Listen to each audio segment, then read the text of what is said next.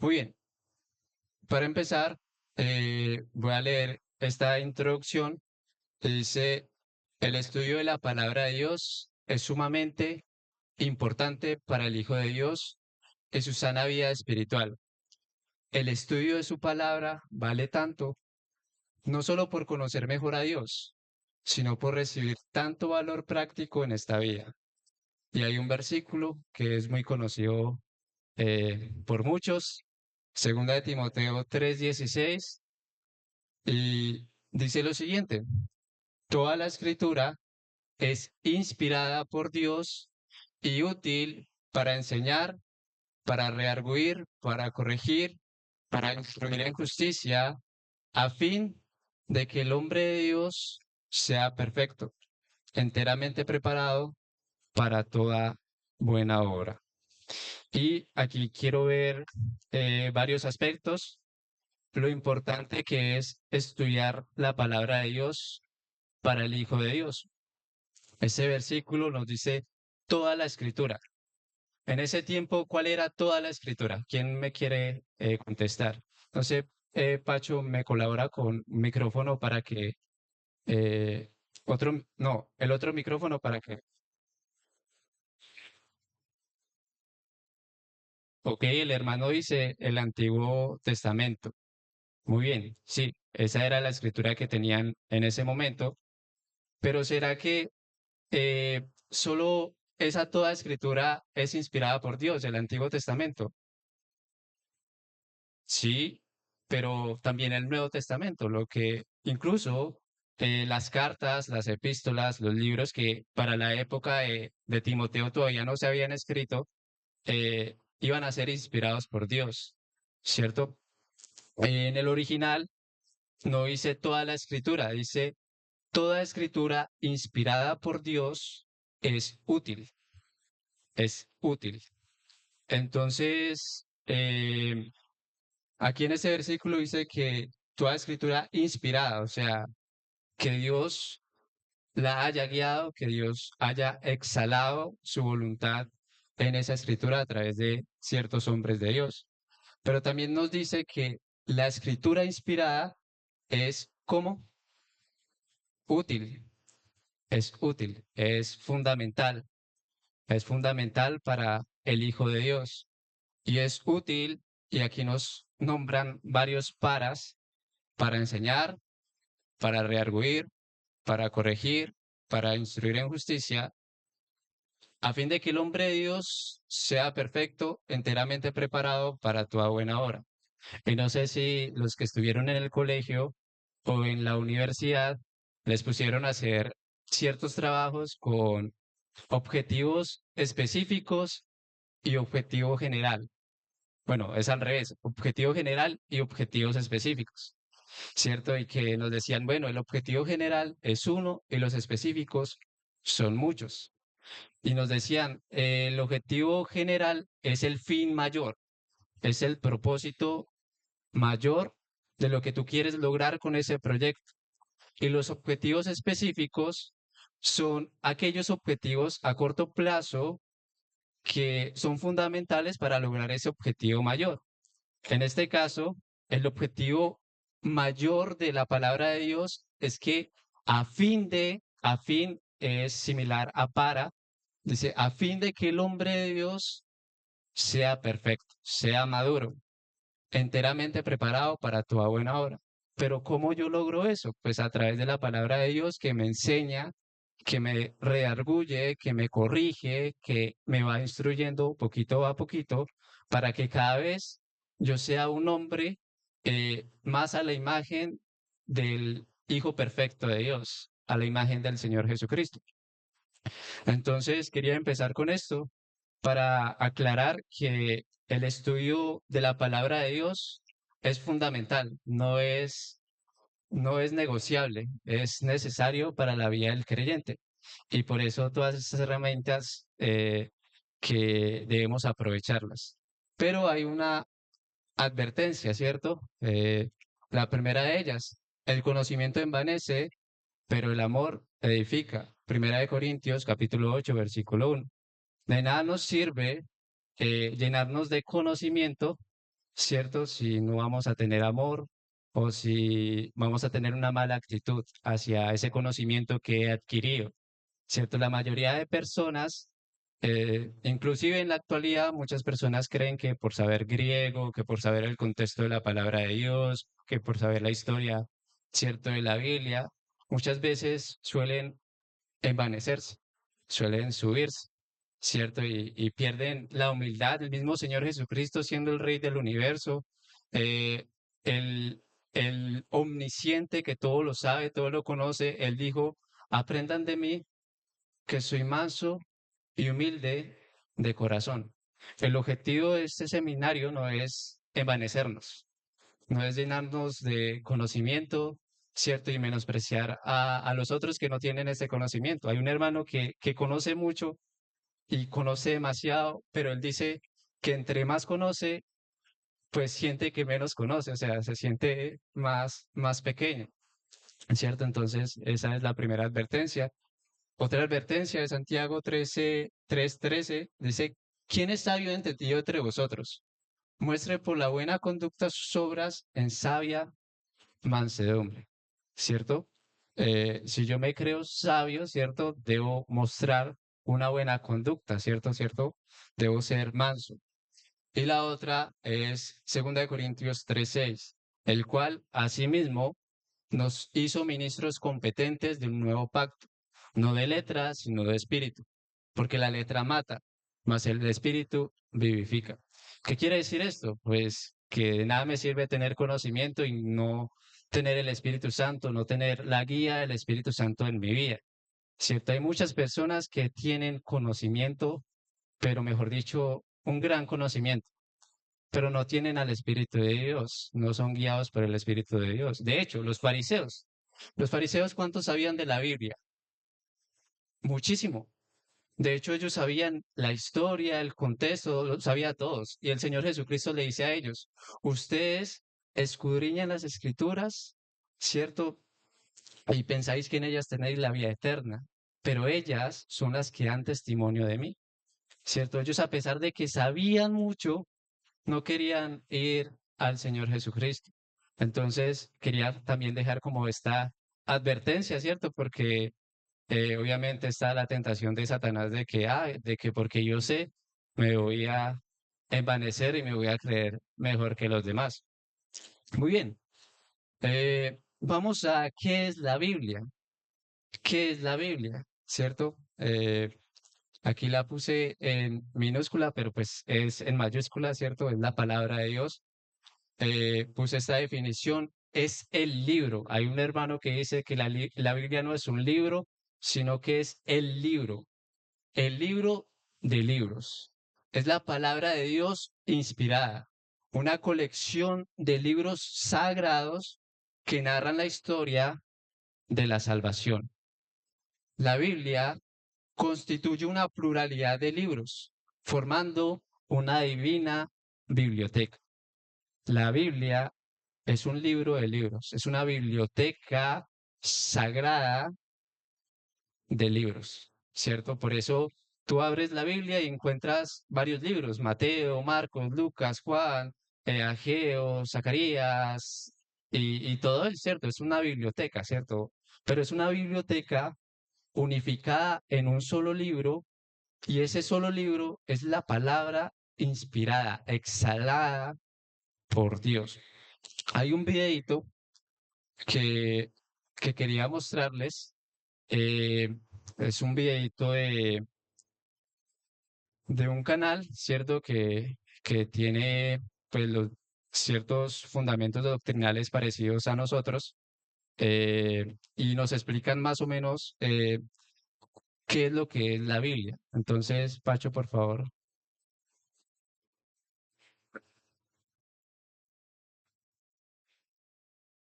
Humanidad. Explora las grandes preguntas de por qué existimos. Ha inspirado a muchas personas. La Biblia es uno de los libros más influyentes en la historia de la humanidad. Explora las grandes preguntas de por qué existimos. Ha inspirado a muchas personas a hacer cosas asombrosas. Y ha confundido a muchos otros. Probablemente tengas una por ahí guardada en algún lado. Entonces, ¿qué es en realidad la Biblia? Bueno, La Biblia es una pequeña biblioteca de libros que surgieron todos de la historia del antiguo pueblo de Israel. Y en un sentido, ellos eran como cualquier otra civilización antigua, pero entre ellos existió una larga línea de individuos llamados profetas, y ellos veían la historia de Israel como no ordinaria, la veían como una parte central de lo que Dios estaba haciendo por toda la humanidad. Y estos profetas eran genios literarios. ¿En serio? Sí, ellos usaban de manera experta el lenguaje hebreo para escribir narrativas épicas y poesía muy sofisticada. Eran maestros de la metáfora y de la narrativa y utilizaron estas técnicas para explorar las preguntas más complicadas de la vida acerca de la muerte y la vida, las luchas del ser humano. Así que hay muchos autores diferentes que contribuyeron en escribir este libro. Sí, y estos textos fueron producidos en un periodo de más de 1000 años, empezando con los orígenes de Israel en Egipto hasta su reino y su primer templo. Pero eventualmente fueron conquistados por los babilonios, quienes se los llevaron al exilio. Luego, en un momento crucial de su historia, muchos israelitas regresaron a su tierra, construyeron el segundo templo, reformaron su identidad, y es aquí cuando las escrituras judías empezaron a tomar la forma en que las tenemos hoy en día. Está bien, la Biblia judía. ¿Qué hay en ella? En hebreo se llama por un acrónimo conocido como Tanakh. La T es por Torah, a veces llamada la ley. Esto es, los primeros 5 libros con la historia del nacimiento de Israel. La N es por Nevi'im, una palabra hebrea para profetas. Y esta sección consiste de los libros históricos que cuentan la historia de Israel desde el punto de vista de los profetas.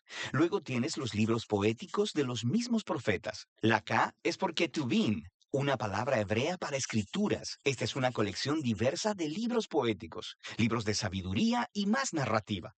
El pueblo judío cree que a través de todas estas obras literarias, Dios le habla a las personas. También hay otras escrituras judías que estaban siendo producidas durante el período del Segundo Templo. Sí, un grupo realmente diverso de textos, y estos también eran muy valorados en las comunidades judías. Y había debate en estos tiempos antiguos sobre si algunos de estos textos debían o no ser considerados como parte de sus escrituras. Así que hay muchos tipos distintos de textos escritos en un periodo de tiempo muy largo. ¿Por qué los juntaron en la forma en que lo hicieron? Todos estos textos juntos cuentan una historia épica sobre cómo Dios está trabajando a través de este pueblo para traer orden y belleza al caos de nuestro mundo. Y todo ello culmina en la esperanza de un nuevo líder, quien vendría y renovaría toda la creación. Y luego el Tanakh termina, y este líder nunca llegó. Así que es una obra escrita de manera experta, pero le falta el final. Exactamente. Luego, unos pocos siglos después, un profeta judío llamado Jesús de Nazaret entra en escena. Él decía que estaba continuando la historia del Tanakh. Así que Jesús hizo un montón de cosas geniales. Fue asesinado y sus seguidores decían que él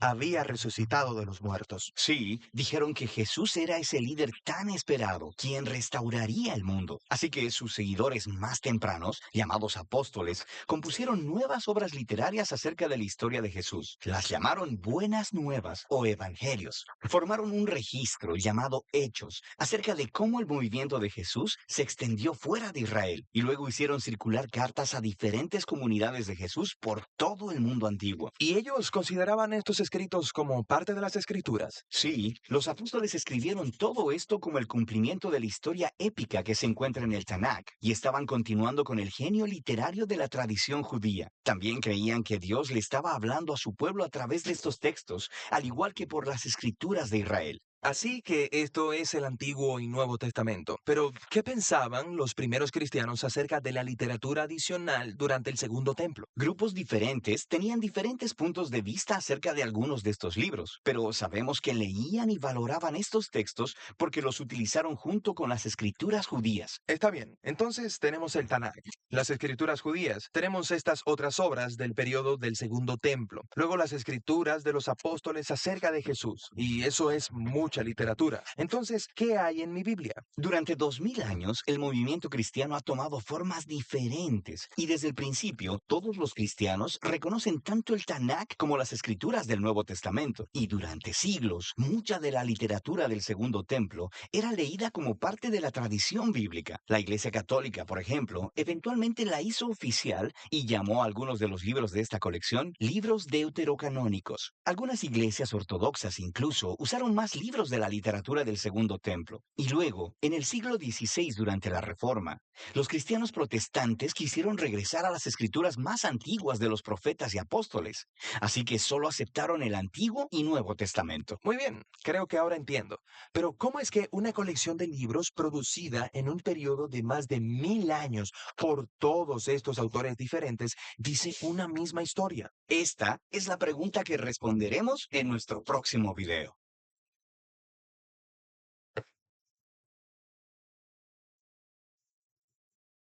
Muy bien. Eh, bueno, el video nos explica cómo se formó la Biblia, ¿cierto? Y pues ya vamos a explicar un poquito de eso más adelante. Nos habla de unos libros que estuvieron ahí entre el Antiguo y el Nuevo Testamento. Esos libros no son inspirados, no son reconocidos. Eh, los libros son libros históricos. Si quieren saber historia, pueden leerlo. Pero los libros inspirados de la palabra de Dios son, como decía el video, el Tanakh y el Nuevo Testamento, ¿cierto? El Antiguo y el Nuevo Testamento. Entonces, vamos a ver un breve resumen de qué pasó antes del Antiguo Testamento, pues antes del Nuevo Testamento. La creación y la caída, ¿cierto? En Génesis capítulo 1 vemos que el Dios de los cielos, el Dios eterno, crea el mundo y todas las cosas. En Génesis capítulo 3 vemos que el hombre, ¿cierto? Después de Dios haber creado al hombre, en el capítulo 3 el hombre, el ser humano, le falla a Dios, desobedece a Dios y cae y entra el pecado al mundo. Entonces también vemos que hubo un diluvio donde Dios purificó la tierra, donde lanzó un juicio, pero salvó a una familia, Noé y su familia.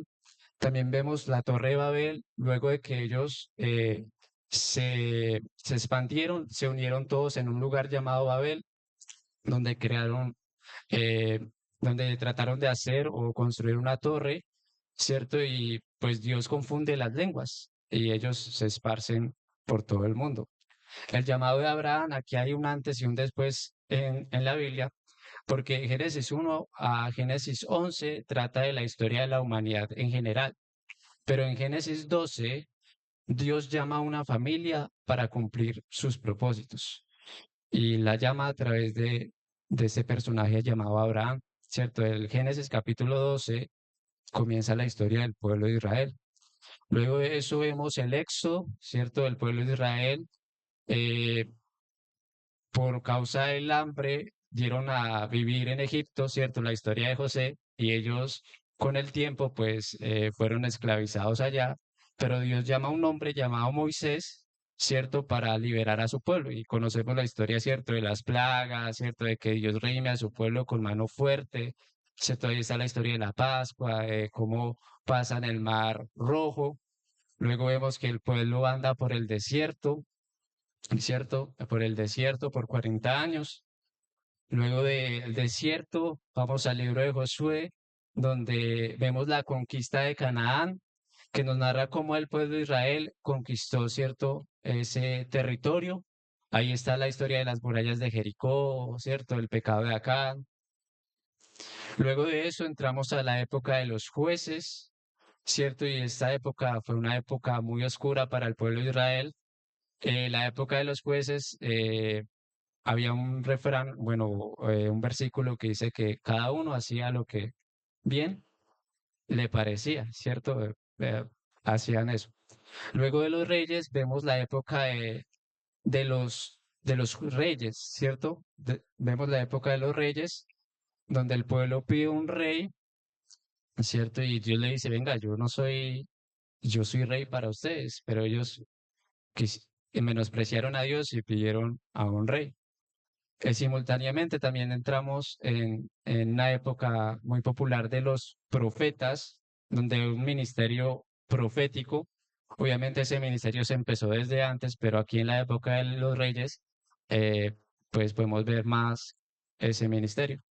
Y en la época de reyes vemos un reinado unido, donde el pueblo de Israel era una sola nación, pero después de el rey Salomón, el pueblo de Israel pues se divide en dos. La nación del sur, ¿cierto? Judá, y la nación del norte, Israel, ¿cierto? Se divide en dos naciones. Luego de eso, pues el pueblo de Israel persiste en su pecado y pues Dios, como disciplina al que ama, castiga a su pueblo durante 70 años. Durante 70 años y pues obviamente la nación del sur, desde mucho antes, se fueron esclavizados, fueron deportados por Asiria, pero la nación del norte y la nación del sur por un imperio que es Babilonia. Luego del exilio vemos el tiempo de post-exilio, o sea, después del exilio, que aquí entra la historia de Esdras, Nehemías, Esther, ¿cierto?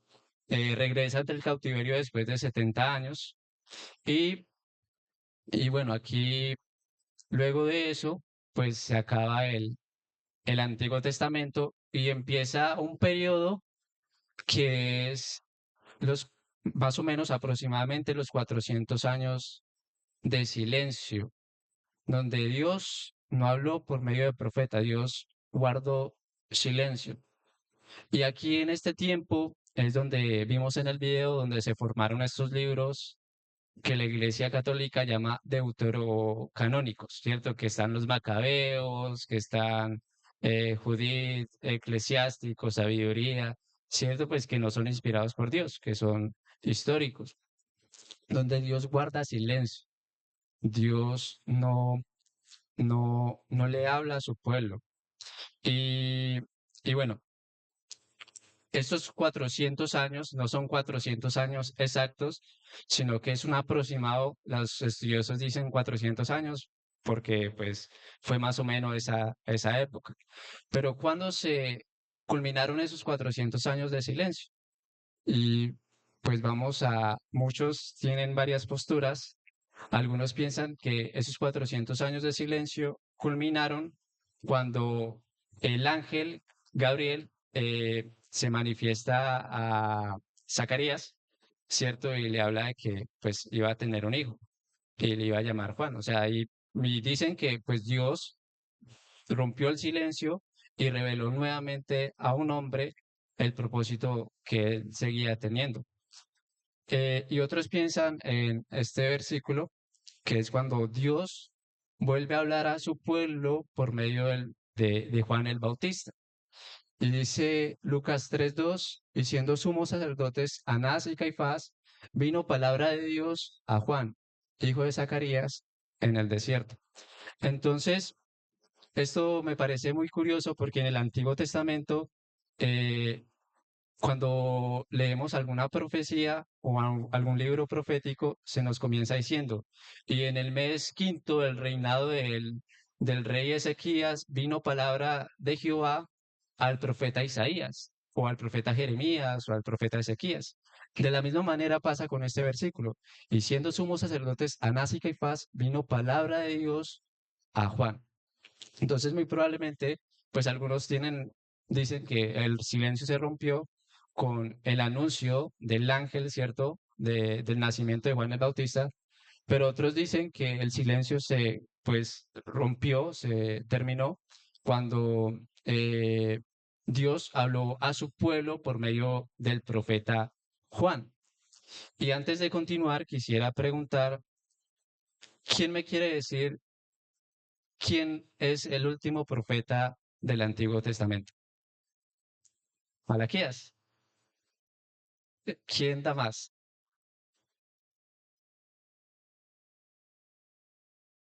¿Quién da más? Malaquías. Sí, muy bien.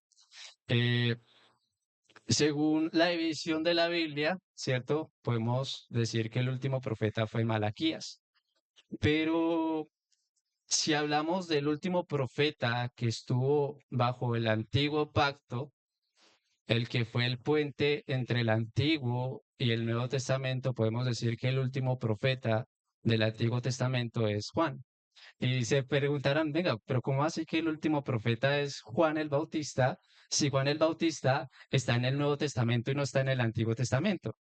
Porque Juan el Bautista fue el último profeta de Dios que profetizó bajo el Antiguo pacto. Y les voy a mostrar algunos versículos. Eh, Lucas 16:16. Esto lo dice el Señor. Dice, la ley y los profetas eran hasta qué? Hasta Juan. O sea que él era el último qué? Profeta. Desde entonces, el reino de Dios es anunciado y todos se esfuerzan por entrar en él, ¿cierto? Y creo que, que hay otro versículo, ¿cierto? Bueno, aquí podemos ver un esquema, ¿cierto? Podemos ver que en el tiempo de Esdras y Nehemías, los últimos profetas, Ageo, Zacarías, Malaquías, ojo que voy a decirlo, esto es pregunta de examen. ¿Cuáles fueron los últimos profetas del Antiguo Testamento? Ustedes pueden responder Ageo, Zacarías, Malaquías, pero también, y muy válido, pueden decir Juan el Bautista, porque fue el último profeta que profetizó eh, en el Antiguo Pacto. De hecho, Hebreos 1 dice que Dios, habiendo hablado muchas veces a sus santos por los que por los profetas, en este postrero tiempo nos ha hablado por medio de quién?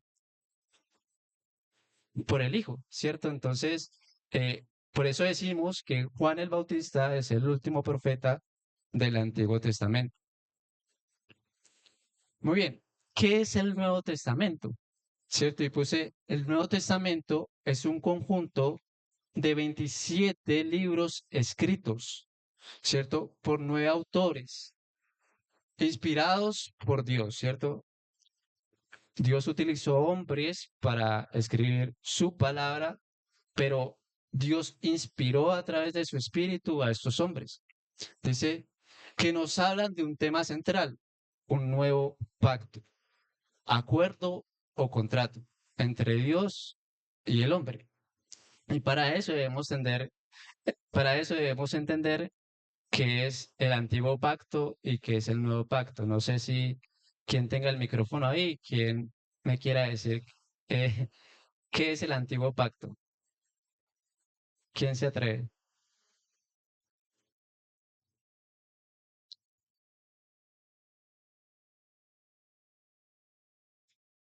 Pacho.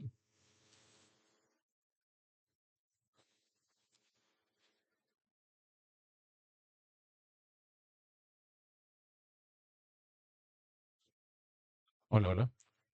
Fue la primera forma en la cual Dios se relacionó con el hombre y prefiguraba o mostraba cómo se iba a manifestar después por medio del nuevo pacto. Entonces funcionó a través de figuras que anunciaban la venida de Jesús, como los sacrificios y pues todo lo demás. Muy bien. ¿Y quién me quiere decir qué es el nuevo pacto? Hermano Fabio está. Espera, espera, espera. Bueno, el nuevo pacto es la, el nuevo pacto es la promesa del Mesías, de nuestro Señor Jesucristo, que Dios envía a su Hijo y es el pacto del derramamiento de sangre. Es el pacto nuevo, el derramamiento de sangre de nuestro Señor Jesucristo, la promesa de Dios que se cumpliría en lo que anunció el último profeta. He aquí el Cordero, yo sé que quita el pecado del mundo, es el nuevo pacto. Mu- Muy bien. Eh, Obviamente Dios se relacionó con el hombre, con el ser humano de diferentes maneras desde el principio, a través de la inocencia, a través de la conciencia, pero en la mayoría del Antiguo Testamento vemos que Dios hubo un momento donde hace un pacto con su pueblo, un pacto. Y vamos a ver cómo era este pacto. Y un hermano, por favor, que me lea Éxodo 19:5. Joseph, otro hermano, Éxodo 24:7 y 8. Hermano Faber, Éxodo 24, versículos 7 y 8, pero primero Joseph lee el, el 19:5. Ahora pues, si tienes oído mi voz y guardares mi pacto, vosotros seréis mi especial tesoro, sobre todos los pueblos, porque mía es toda la tierra. Y por favor, espera, hermano, que le pasen el micrófono.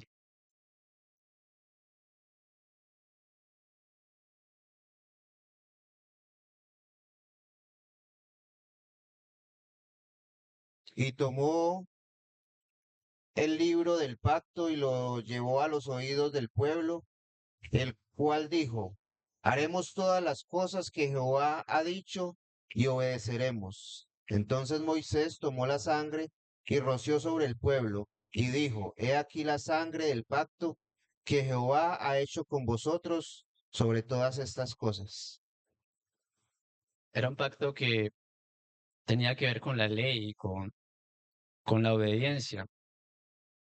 Pero vamos al nuevo pacto y alguien que me lea Jeremías 31, versículo 31 al 34. Esta es la promesa de un nuevo pacto que Dios haría con su pueblo. Eh, ¿Lo quiere leer, hermana Gloria? Dale pues. 31, versículo 31 al 34. Dice, he aquí que vienen días, dice Jehová, en los cuales haré nuevo pacto con la casa de Israel y con la casa de Judá. No como el pacto que hice con sus padres el día que tomé su mano para sacarlos de la tierra de Egipto, porque ellos invalidaron mi pacto, aunque fui yo un marido para ellos, dice Jehová. Pero este es el pacto que haré con la casa de Israel después de aquellos días, dice Jehová, daré mi ley en su mente y la escribiré en su corazón, y yo seré a ellos por Dios y ellos me serán por pueblo. Y no enseñará más ninguno a su prójimo y ninguno a su hermano, diciendo, conoce a Jehová, porque todos me conocerán, desde el más pequeño de ellos hasta el más grande. Dice Jehová, porque perdonaré la maldad de ellos y no me acordaré más de su pecado. Muy bien, eso habla de una promesa, de un nuevo acuerdo, de un nuevo contrato, de un nuevo pacto. Alguien que me lea Mateo 26, 28. La hermanita aquí. Porque esto es mi sangre del nuevo pacto, que por muchos es derramada para remisión de los pecados. Hay algo curioso acá y es que Moisés trae el libro de pacto, ¿cierto? De la ley. Y ellos debían obedecerla, pero él sella este pacto ¿con qué? Con sangre, ¿cierto? Y el nuevo pacto también pasa lo mismo, ¿cierto? Es un nuevo pacto que el Señor Jesucristo sella con su propia sangre. Entonces voy a dar aquí algunas diferencias entre el antiguo pacto y el nuevo pacto. El antiguo pacto tenía la ley escrita en piedra. El nuevo pacto tiene la ley escrita en el corazón del ser humano. El antiguo pacto trataba de sacrificios repetidos. El nuevo pacto de un solo sacrificio perfecto, el de nuestro Señor Jesucristo. Ya no se necesitan más sacrificios. El antiguo pacto tenía un mediador, era Moisés. El nuevo pacto, el mediador es Jesús, el Señor Jesús. Y pensemos en ese versículo de Juan 1 donde dice, la ley y la ley fueron traídas por medio de Moisés, pero la gracia y la verdad por medio de ¿quién? De Jesucristo.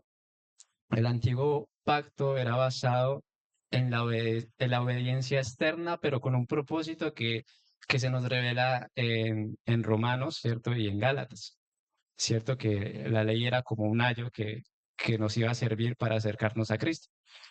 Era basado en la obediencia externa. El nuevo pacto es basado en la transformación interna, ¿cierto? Entonces, de ahí viene el nombre Nuevo Testamento y Antiguo Testamento, que significa antiguo contrato, nuevo contrato, antiguo acuerdo, nuevo acuerdo. ¿Listo? Y pues hay muchas personas que tratan de separarlos y no se dan cuenta que el antiguo pacto era una sombra del qué, del nuevo pacto, ¿cierto? Era todo de alguna forma unificado. El antiguo pacto nos está hablando de lo que el Señor iba a hacer en el futuro, ¿cierto? Por toda la raza humana. De hecho, la ley es buena, es justa, ¿cierto? Nos dice la palabra de Dios, pero servía para resaltar nuestra pecaminosidad, ¿cierto? Para saber que Dios es un Dios santo y justo y que yo soy un pecador que no puedo cumplir con las demandas que Él me da, ¿cierto? Y esa ley me debía llevar a Cristo, ¿cierto?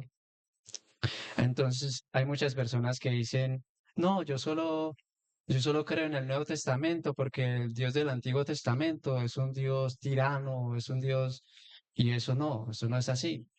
De hecho, la Biblia dice que las cosas que se escribieron antes para nuestra enseñanza se escribieron, o sea, para nuestra enseñanza, para nuestro provecho. Y todo eso que está en el antiguo pacto, en el Antiguo Testamento, es de enseñanza para nosotros y nos habla de una misma historia, de la historia de nuestro Señor Jesucristo. Y hay otras personas, por ejemplo, los judíos, que no aceptan el Nuevo Testamento y se aferran solamente al Antiguo Testamento, a ordenanzas, a la ley, a los sacrificios repetitivos. Entonces no hay que separarlos, no hay que separarlos. Todo hace parte de, de un solo paquete, ¿cierto? De un solo paquete. Y en palabras de Turner, él dice lo siguiente: el Nuevo Testamento es el desarrollo lógico y glorioso del Antiguo. Y para comprender bien el uno es necesario estudiar el otro, llegando los dos a ser partes de un todo. ¿Cierto? Esto lo dice Turner en uno de los documentos que leímos. Y hay unos versículos que quiero que analicemos para que sepamos que lo que estaba escrito antes nos hablaba de lo que se iba a escribir después, de lo que el Señor iba a hacer después. Entonces, por favor, ¿quién era la hermana que iba a leer ahorita? Por acá alzaron la mano. Entonces, por favor, lees Segunda de Timoteo, versículo 1, capítulo 1, versículo 9 al 10. La hermana Marta me lee Colosenses 1:26. Chiqui me lee Lucas 24:27. Y la hermana María Di me lee Efesios 3:5. ¿Listo? ¿Lo tienes, Carmen? Entonces, Chiqui, por favor, le puedes pasar. Eso.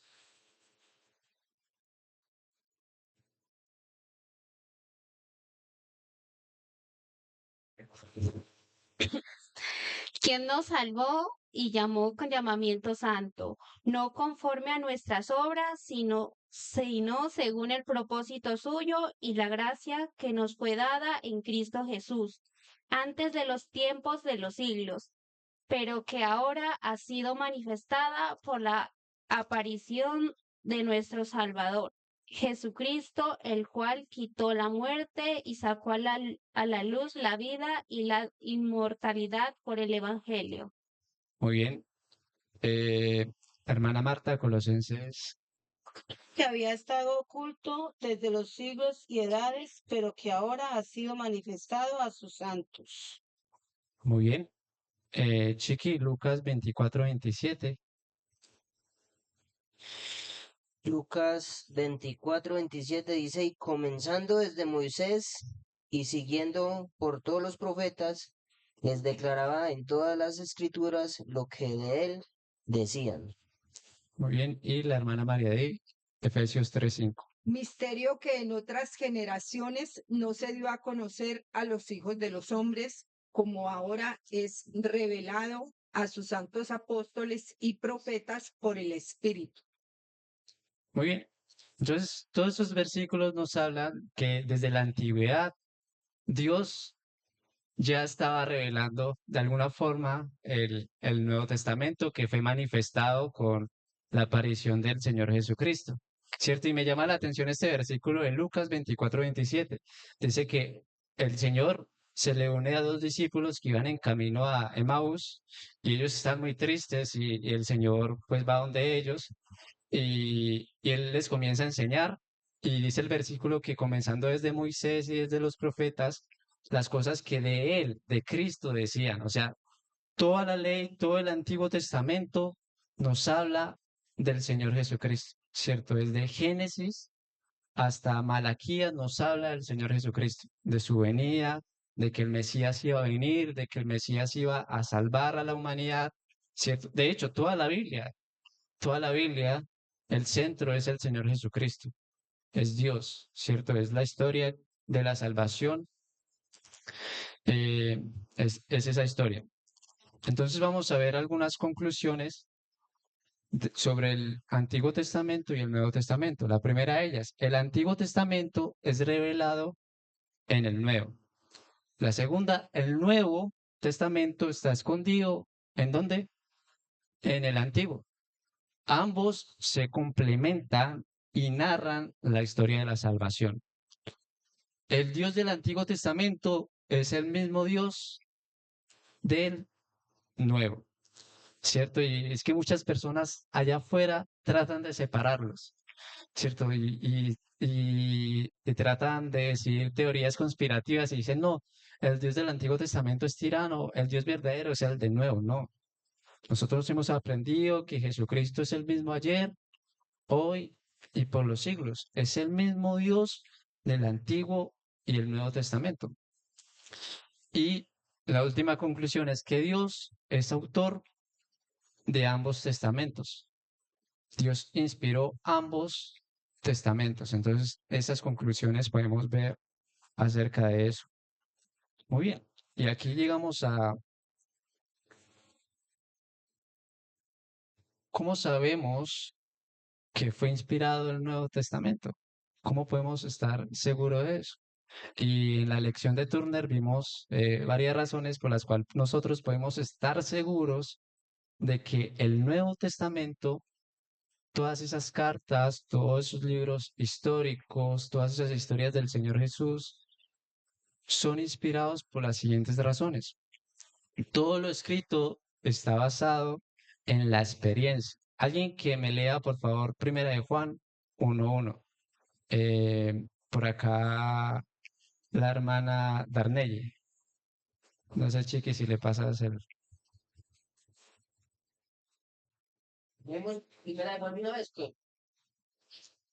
Sí, ya lo lee.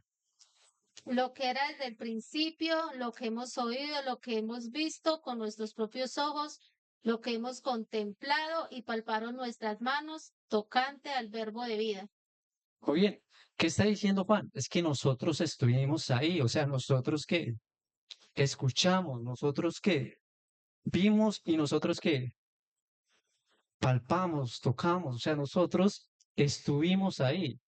Todo lo escrito en el Nuevo Testamento está basado por la experiencia de estos hombres. Ellos están diciendo, es que yo estuve ahí, yo estuve con el autor de la vida, nosotros estuvimos ahí y vimos sus milagros y, ¿cierto? Entonces, por eso sabemos que todo lo escrito del Nuevo Testamento está basado en la experiencia, pero también por el cumplimiento de las profecías, ¿cierto?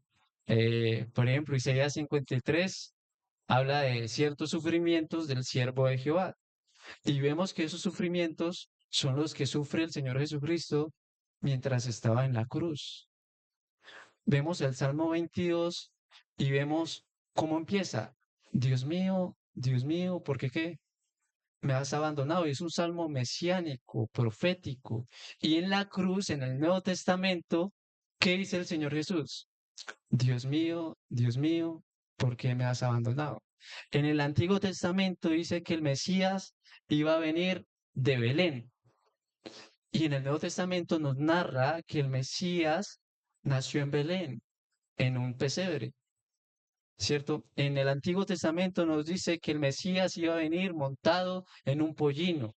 Y en el Nuevo Testamento nos dice justamente eso, En el Antiguo Testamento dice que el Mesías iba a ser traicionado. Miren, y hay un versículo que dice, me han estimado con 30 piezas de plata en el Antiguo Testamento, muchísimos años antes de que el Mesías apareciera en este mundo.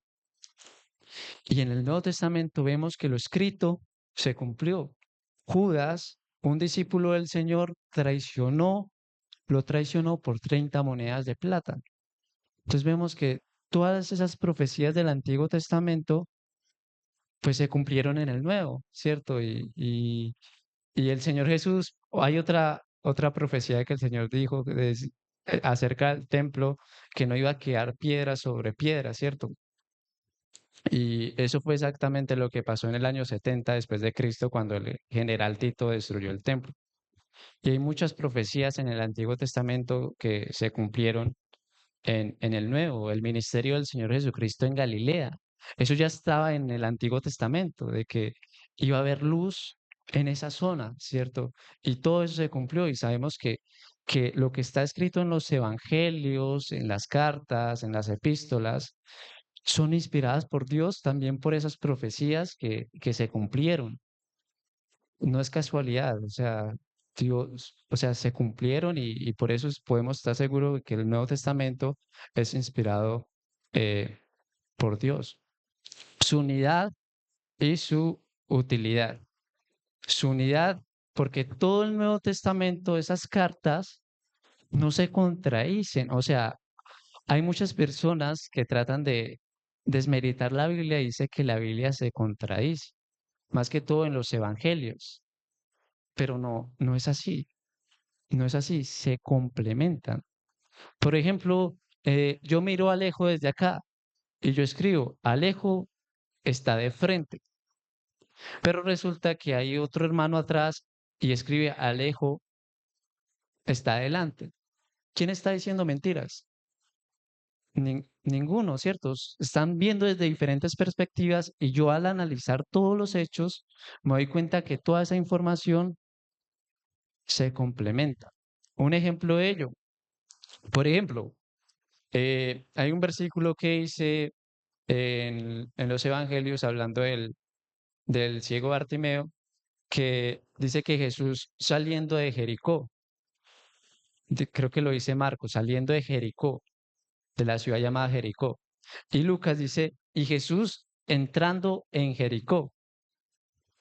¿Cómo así? ¿No? ¿Saliendo o entrando?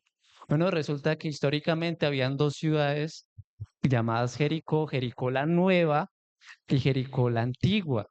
Y muy probablemente Jesús salió de Jericó, la nueva o la antigua, y entró a la otra Jericó, ¿cierto? Entonces, al reunir todos esos detalles y ver lo que pasó en la historia, ¿cierto? La geografía, nos damos cuenta de que esa información que está en el Nuevo Testamento se complementa y hay una unidad.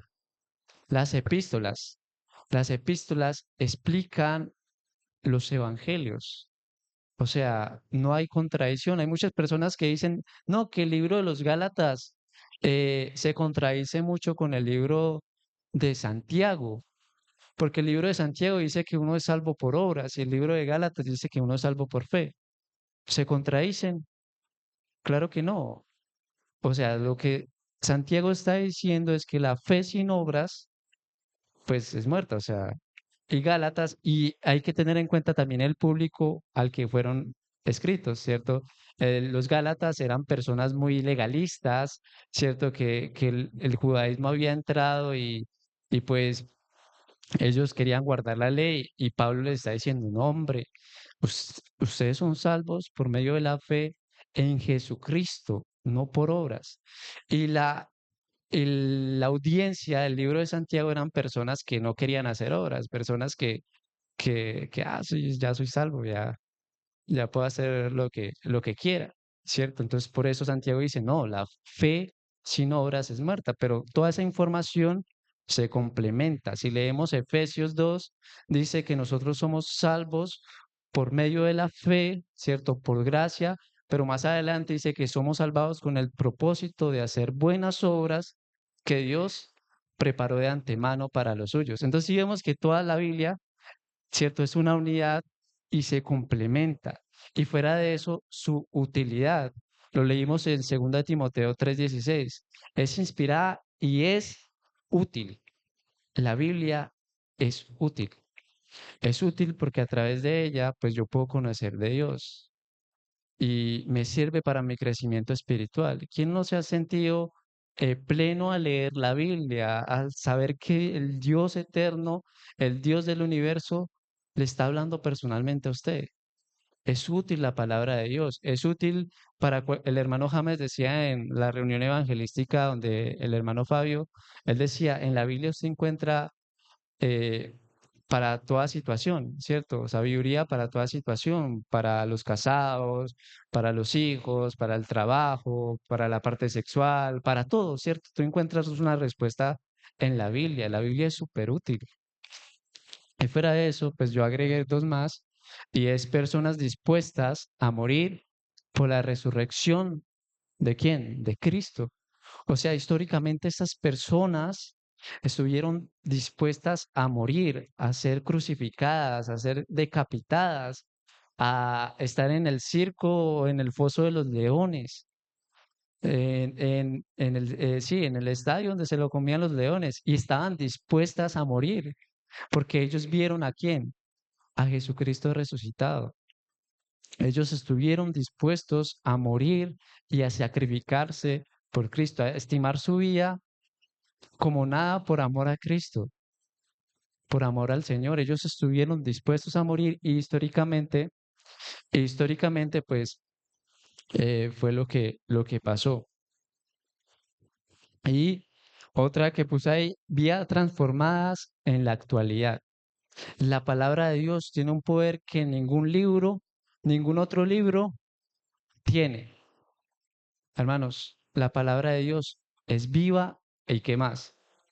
Y eficaz y más cortante que toda espada de dos filos y penetra hasta partir el alma, ¿cierto? Las coyunturas, los tuétanos. La palabra de Dios tiene poder.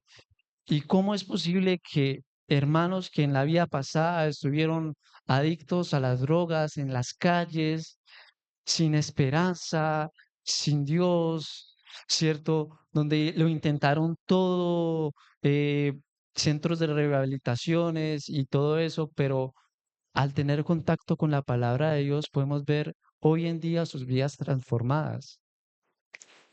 Eso lo hace el Señor a través de este libro. Entonces, por eso podemos decir que este precioso libro es inspirado por Dios, que el Nuevo Testamento es inspirado por Dios. Conozco la historia de un hermano, no conozco al hermano, me la contaron, que era adicto a las drogas y que, pues, creo que se había robado una Biblia y, y arrancó una hoja del Nuevo Testamento y iba a enrollar, pues, la droga en eso. Y cuando se la iba a firmar, vio un pasaje del Evangelio de Juan y eso cambió su vida. Ese pasaje del Nuevo Testamento. Pues por eso podemos decir que el Nuevo Testamento es inspirado por Dios y podemos asegurarlo por todas las evidencias que tenemos. Muy bien, y para terminar este tiempo, antes de ir al receso, ¿cómo sabemos que fue inspirado el Nuevo Testamento? ¿Cierto? Y ve, ¿cómo se formó? ¿Cómo se formó? ¿Cómo se formó? ¿Cómo se formó el Nuevo Testamento? Mientras que el Antiguo Testamento se formó en un tiempo aproximado de 1000 años, desde Moisés a Malaquías, el Nuevo Testamento lo hizo aproximadamente en un tiempo de 40 a 50 años. Fue escrito por la primera generación de discípulos del Señor Jesús. Oiga, todo lo que se demoró el Antiguo Testamento, 1000 años, y el Nuevo Testamento en apenas 40, 50 años, ¿cierto? Y obviamente el Nuevo Testamento tiene aproximadamente entre 8 a 9, a 9 personas que fueron los autores. Entre ellos está Mateo, que escribió el libro de Mateo, Juan, que escribió el Evangelio de Juan y las epístolas de primera, segunda y tercera de Juan, Marcos, Juan Marcos, quien escribió muy probablemente el Evangelio de Marcos, Lucas, quien escribió el Evangelio de Lucas y el libro de los Hechos, eh, eh, Pablo, que escribió el 50% del Nuevo Testamento, Pedro, que escribió las dos cartas de Pedro, Judas y Santiago, que eran hermanos del Señor, la Biblia lo dice, ¿cierto? Lo menciona, que eran hermanos del Señor. La Biblia dice que Santiago, Jacob, hermano del Señor, y hay otro pasaje que dice que Judas era hermano de este Santiago. Y el autor anónimo de Hebreos. Hebreos es un libro que pues no sabemos quién fue el autor, no lo dice el libro en específico. Entonces muchos dicen, no, es el apóstol Pablo, es Pedro, no lo sabemos, es un autor anónimo. Y yo puse en rojo los autores que muy probablemente fueron presenciales, o sea, que estuvieron o vieron a Jesús, ¿cierto? Mateo estuvo con él, Juan Marcos muy probablemente lo vio, Juan, Pablo, Pedro, Judas, Santiago, Pablo lo vio resucitado y pues tuvieron un encuentro pues frente a frente con el Señor Jesús. Y Lucas, pues tal vez sea el único que no vio al Señor Jesús, que pues Lucas era griego, pero Lucas se relacionó con personas que estuvieron con el Señor Jesús. O sea, Lucas era un médico que buscó diligentemente, indagó diligentemente para poner en el orden la historia de Jesús. O sea, estuvo con las personas que estuvieron en el lugar de los hechos. Entonces, bueno, aquí hay 3 versículos de cómo se formó el Nuevo Testamento con esos 3 versículos y la siguiente diapositiva, ya terminamos. Eh, por favor, esta fila de acá, hermano Fabio, Colosenses 4:16.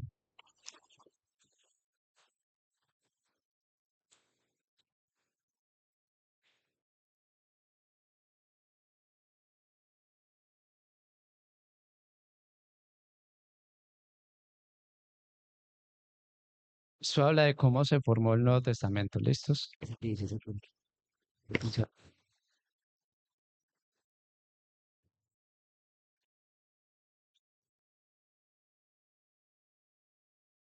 Cuando esta carta haya sido leída entre vosotros, haced que también se lea en la iglesia de los laudicenses y que la de la Odisea la leáis también vosotros. O sea, se fueron rotando las cartas al principio, ¿cierto? Y veían una autoridad apostólica. Gálatas 1:2. Kevin, ¿lo tienes? Sí. Y todos los hermanos que están conmigo a las iglesias de Galacia. A las iglesias de Galacia. O sea, la misma carta de los Gálatas iba a transmitir a varias iglesias en Galacia. Aileen, ¿quieres leer? Segunda de Pedro 3:15 y 16. Consideren la paciencia de nuestro Señor como salvación, tal como les escribió también nuestro amado hermano Pablo, según la sabiduría que le fue dada. Asimismo, en todas sus cartas hablan ellas de esto, en las cuales hay algunas cosas difíciles de entender, que los ignorantes e inestables tuercen, como también tuercen el resto de las escrituras para su propia perdición. Muy bien, vamos a dejar ahí. eh, Ellos comenzaron a rotarse las cartas y veían en las cartas que los discípulos escribían veían autoridad, veían que era un mensaje directamente de Dios y se la comenzaron a rotar. Entonces ya seguimos, vamos a tener una pausa de 10 minuticos, ¿cierto? Tratar de comer rápido, hermanos, aprovechar también para ir al baño y ya seguimos con la clase.